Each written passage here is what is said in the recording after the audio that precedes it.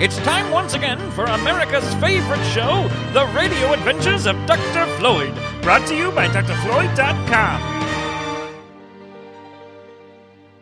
As you remember, dear fans, we are retracing the shocking events that lead up to Dr. Steve zapping Dr. Floyd with some sort of mysterious device. In our last episode, Dr. Floyd had surprised Dr. Steve and Fidgert by making them inmates of Alcatraz Prison in June of 1962. We now catch up with the dastardly duo in the dining hall about a week after the beginning of their incarceration. Unbelievable, Fidgert. Here we are more than a week later, and we're still stuck as prisoners on Alcatraz. If only we could find some way to escape our cell and get back to our ship, we'd be free. I know you can slip through the bars, Fidgert, but there'd be no way for me to get out, and you wouldn't leave me on Alcatraz all alone, would you? Wait, would you? No. And this get-out-of-jail-free card that I've had in my pocket for years is just useless. The guards just laugh when I show it to them. Oh, if only I could get a meeting with the warden. He'd recognize us and free us immediately. But he won't take any of my requests to meet. Excuse me, I couldn't help but overhear you there. What makes you think that if you met with the warden, he'd let you go free? Because we don't belong in here. We didn't do anything wrong. Yeah, you and every other guy in here. Same old story. No, it's true. We were wrongfully incarcerated by my arch nemesis. Uh-huh. Well, I'll tell you this. If I was innocent and someone locked me away on the rock, I'd devote my entire life to taking care of him for good. Oh, believe me, if I get out of here, I will. Oh, really? How? I'll crank call him in the late hours of the evening.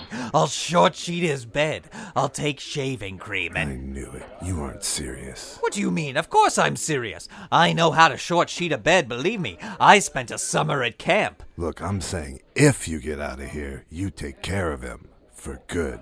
For good? Oh, you mean like for good, for good? Exactly. Well, I suppose if I did take care of Dr. Floyd for good, I'd be free to carry out my dastardly plans without his interference. Why, yes, I do believe you're right. If I get out, I'll take care of Dr. Floyd for good, for good. Oh, thank you so very much, Mr. Morris. Frank Morris is the name. Well, thank you, Mr. Morris. Now all I gotta do is get out of my cell and I can get down to the business of taking care of Dr. Floyd. I think you mean you need to get out of your cell and then off the island, and then you can take care of Dr. Floyd, right? Oh, no. All I have to do is get out of my cell. I have a ship hidden on the island. What? Are you serious? Totally. All I need to do is get out of my cell and onto the grounds. Well, listen, pal. I've got some news for you. You see, me and a few other guys are busting out of here tomorrow night. Really? Yes, we've already tunneled our way out of our cells and have an escape route to the grounds. But you having a ship sounds much better than what we had planned for crossing the bay. What did you have planned? We've built a raft out of old raincoats. I see. And how are you so sure that your escape plan is going to work? First of all, I have an IQ of 133. That's in the top 2%. Secondly, I've made a plan. Because if you want to get something done right, you need to have a good plan, a careful plan that goes over every detail, and that's what I've done. All right, Mr. Morris, you got yourself a deal. You get us out of our cell, and we'll give you a ride anywhere you'd like to go. Excellent. Here's the deal. Be ready to go by tomorrow night after 9:30 bed check. Until then, steer clear of the air vent in your cell. Why? Because me and my boys will be doing a little digging there tonight. Now listen, you're gonna need to do a few other things to get ready. You'll need to make... As Frank Morris plans his great escape with Dr. Steve and Fidgert, let's catch up with Dr. Floyd, who we find back in present-day Saddle River City, relaxing by the pool on the grounds of his Institute of Technology.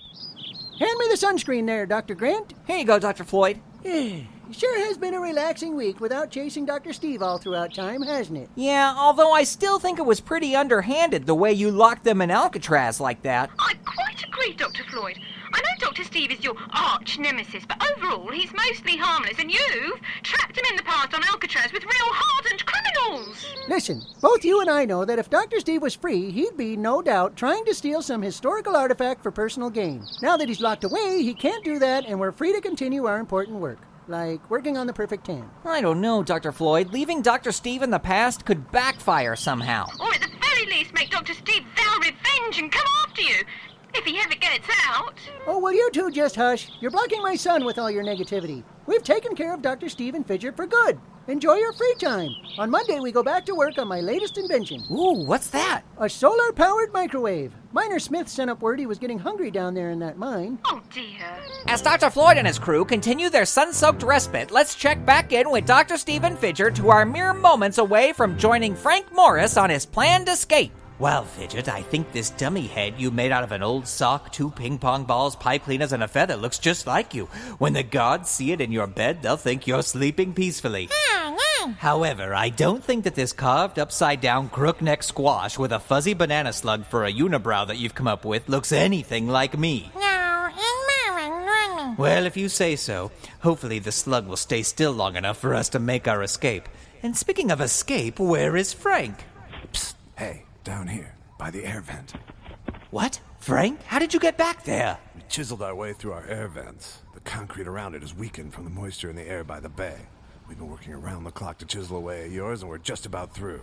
Now you promise if we let you out, you'll give us a lift in your ship. Of course. Okay, boys, let's finish it. Moments later, they break through the air vent, and Dr. Steve and Fidgert are standing in the small utility corridor behind cell block B with Frank Morris and his accomplices. Thank you, gentlemen. Now, where to? See that fan vent up there? Yes? We go up through that, across the roof, and then down to your ship. Excellent. Well, Fidget and I should probably go up first. What? And leave without us? I don't think so. Our ship needs a bit of warming up before we can take off, and only Fidget and I know how to do it. If you would like to make a surefire getaway, we'll have to go up first. Okay, fine, but don't you double-cross us or we'll come find you. I give you my word. Okay, up you go. Dr. Steve and Fidgert make it through the fan vent and are soon looking down at Frank Morris and his friends. Okay, now give us a hand up. Oh, I'm afraid you're on your own, gentlemen. What? Yes, I thank you for your aid, but now that I'm free, I must do what I vowed to do, and that's take care of Dr. Floyd for good. Why, as soon as we get up there, we're going to make you pay for this. By the time you get up here, we'll be long gone. But look at the bright side. You've still got your raincoat raft plan. Just stick to it, and you'll be free in no time. For now, ta-ta. Come along, Fidget. Let's go to the ship. I need to start planning my revenge on Dr. Floyd. Dr. Steve and Fidgert head off for their time and spaceship, which is still hidden on the southwest side of the island. Where will they go now that they are free? What sort of plan will Dr. Steve come up with to exact revenge on Dr. Floyd? And what does Frank Morris plan to do after he escapes from Alcatraz? I was thinking I may run for mayor of Carmel, California. Find out next time on the Radio Adventures of Dr. Floyd. Episode number 805 of the Radio Adventures of Dr. Floyd starred Maura Quirk as Chips, www.mauraquirk.com, and J. Elvis Weinstein as Frank Morris, www.cinematictitanic.com. Music for this episode by Jody Whitesides, www.jodywhitesides.com. Actual Alcatraz sound effects provided by Ranger Craig Glassner, www.nps.gov/Alcatraz. Episode number 805 of the Radio Adventures of Dr. Floyd is copyright 2010, Graham Baciocco and Doug Price. All rights reserved. And now the Radio Adventures of Dr. Floyd proudly presents Learning More After the Episode. Greetings, fans. It's Evil Mastermind Dr. Steve here with you once again for another edition of Learning More After the Episode. It's time now for part 2 of my exclusive interview with National Park Ranger Craig Glassner, who is an actual park ranger on Alcatraz Island. Now, you mentioned Al Capone, and I've run into Al Capone a couple times in my adventures. And how long was he on Alcatraz? He was on Alcatraz for a good bit of his sentence. He was originally sentenced to 10 years in prison. He served a little less than that before he was released, about 7 of them on Alcatraz Island. And another famous inmate, of course, is Robert Stroud, the Birdman. But I heard a rumor that he didn't really have any birds on Alcatraz, did he? No, although the island is a bird sanctuary, and this time of year in the spring and the summer is when they return and take over large parts of the island for breeding. But no, that was at Lebanon. Leavenworth. He was actually, I guess properly you should say, he was the bird doctor of Leavenworth, but I suppose Hollywood didn't think that that was a title that would sell tickets. And of course, in my travels to Alcatraz, I met Frank Morris, who, along with the Anglin brothers, planned one of the most elaborate escapes ever. Frank Morris was, unlike most of the Alcatraz inmates, was a fairly intelligent fellow, had a fairly high IQ, was a troublemaker and escape risk. A lot of the inmates that were sent to Alcatraz were not sent there because of the original crime they committed, but were sent there because they were troublemakers and or escape risks, and that was what Alcatraz was for. How long did they plan this escape? Well, we don't really know, since they've not shown up to give us the details of what they did. Some say it was probably about a year.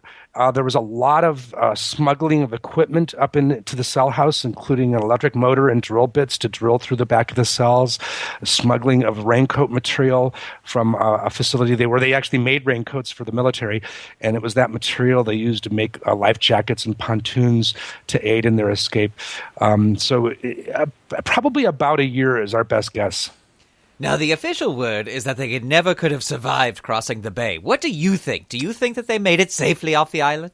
Well, I don't think so. These are guys that always ended up getting back into trouble, and then they just completely disappear. Some of the physical evidence indicates their homemade flotation devices didn't work quite as planned, as well as they might have hoped. There were personal effects like letters and photographs found floating in the bay. You wouldn't have bothered to take those and then left them in the bay had you not run into trouble.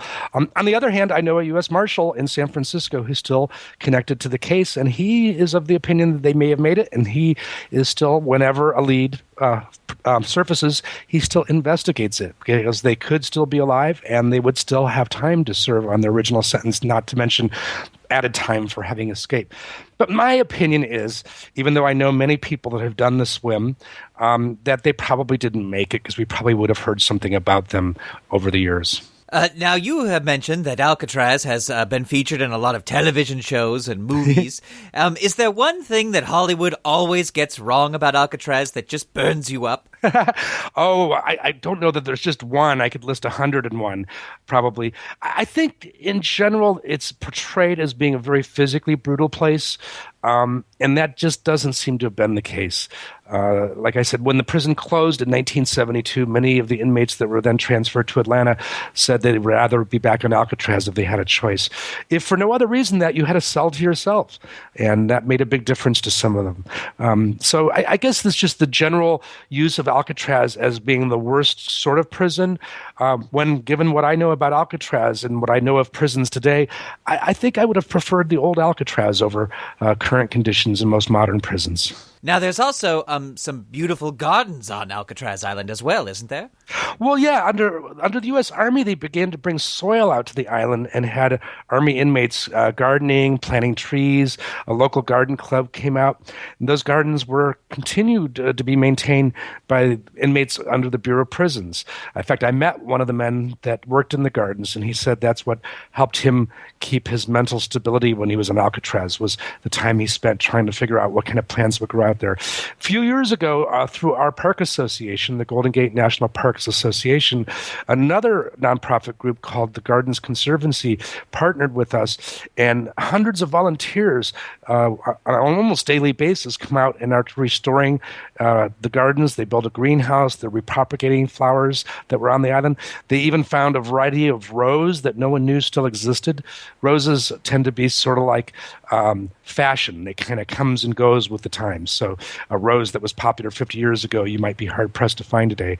And there was a couple of varieties of roses found on the island that no one knew still existed, and they're helping replenish them through the greenhouse program here on the island. Those sound valuable. Perhaps I should come steal some. Well, I hear you had something to do with a key out there. Well, let's move on here. I've got other questions to ask. Now, of course, if people do want to come out and visit and not steal anything, of course, what can they see and do when they come to Alcatraz Island? Well, the first advice I want to give is plan ahead. We frequently sell out. The number of tickets for the ferry to get out to Alcatraz are limited on a daily basis. And around holidays, during spring break, during the summer, we can easily sell out a week or so in advance. So you can either go to the Park Service webpage, www.nps.gov/Alcatraz, and there find out information about how to purchase tickets to come out and visit the island. Once on the island, there's a award-winning audio tour of the prison building. There are exhibits of the gardens. There's information about the birds. We often have biologists out and about with binoculars and telescopes to help people learn about the bird life on the island. The rangers and our volunteers, we give tours. We talk about escapes. We talk about the Indians. We talk about what it was like at Christmas, the special treatment the inmates got around the holidays in terms of the meals and a little gift box of chocolates and things. So there are many, many opportunities. Easily could spend several hours out there. People often asked us, too, if it's appropriate to bring children to the island. And although some aspects of life on Alcatraz was pretty harsh, but even very young children, the boat ride out, the flowers, the birds, they almost always have an excellent time. So it really is appropriate for all ages. I wanted to ask, you are a park ranger on Alcatraz. Now, did you want to become a park ranger first, or was it Alcatraz that made you become a ranger, or vice versa? Well, I didn't really know much about park rangers until I lived and worked around a couple national parks, one near Lake Michigan, the Grand Canyon, and it was that got me interested in being a park ranger. I'd already had a career as a photographer and a photojournalist before that, and was sort of between jobs. And when we moved to San Francisco about 20 years ago, I decided to try to get a job with the National Park Service. And I was not all that interested in Alcatraz at first because I really didn't know that much about it, but they were the first to offer me a park ranger position. And I've loved every day of working there for the last 18 years. And what does your job entail? Like, what's an average day for a park ranger on Alcatraz like? Well, I'm in our division of education and interpretation. So my job is not to write tickets. In fact, even though I wear a badge, I can't write a ticket. But my job is to help educate people, to make them feel connected to their national parks in some way through the stories we tell. And in fact, my favorite topic is talking about the Indians, but I also do a program called Hollywood's Alcatraz, where I talk about how the movies have portrayed Alcatraz as compared to what it was really like. But I also do lots of things like answering email. We get lots of students from all over the world that have questions about Alcatraz for school projects, and we help them with that. So our job is to make people feel like there is some worth in preserving these places throughout the country. There's about a little over 390 national park units throughout the country. And we feel that our job is to help people learn about the history, both natural and cultural, through whether it be live programs we do on the island every day or remotely via the internet. What is your favorite part of your job as a ranger on Alcatraz? I think the thing that makes me feel best is when someone comes up to me and says, what a great job we're doing. Just that sense of accomplishment, the sense that people value the work you're doing. Life's very short. And, I have known many people that had jobs where they made a lot of money, but they didn't really like their job. I know a lot of people that had careers that, it was just a way to pay the bills. I love what I do. I love dealing with the people. I love meeting people from all over the world. And I don't know, were it not for that, boy, I don't know what I would be doing. Well, Ranger Craig, thank you very much for taking the time to talk to me today. Well, you're welcome, Dr. Steve. And if you ever wish to return to Alcatraz, I'd like to recommend this next time you buy a ticket. Oh, all right. That's probably a good idea. But after my experiences there last time, I don't think I'm ever coming back. Thank you very much, Ranger Craig. You're welcome. You've been listening to Part 2 of my exclusive interview with National Park Ranger Craig Glassner, a park ranger on Alcatraz Island. Find out more about Alcatraz by visiting www.nps.gov/Alcatraz. You've been listening to Learning More After the Episode, brought to you by www.drfloyd.com. Say, kids, how would you like to get your very own keys to Alcatraz without going back in time to try and steal them? Get your parents to surf with you over to the show notes for this episode at www.drfloyd.com, and there you'll see a link to a special website where you can get your very own replica keys to Alcatraz. Once again, all the information you need is in the show notes for this episode over at www.doctorfloyd.com. Head over there today and set your imagination to fun.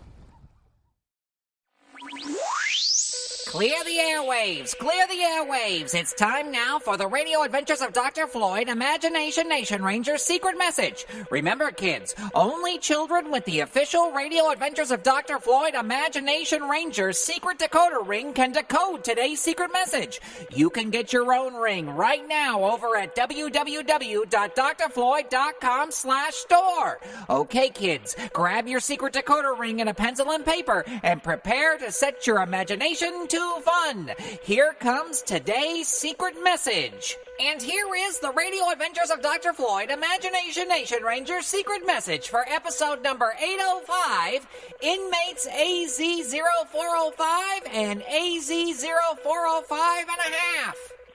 3, 23, 20, 3, 14, 1, 3, 22, 7, 17, 20, 8, 5, 3, 4, 3, 13, 7, 2, 23, 18, 17, 24, 3, 23, 23, 8, 25.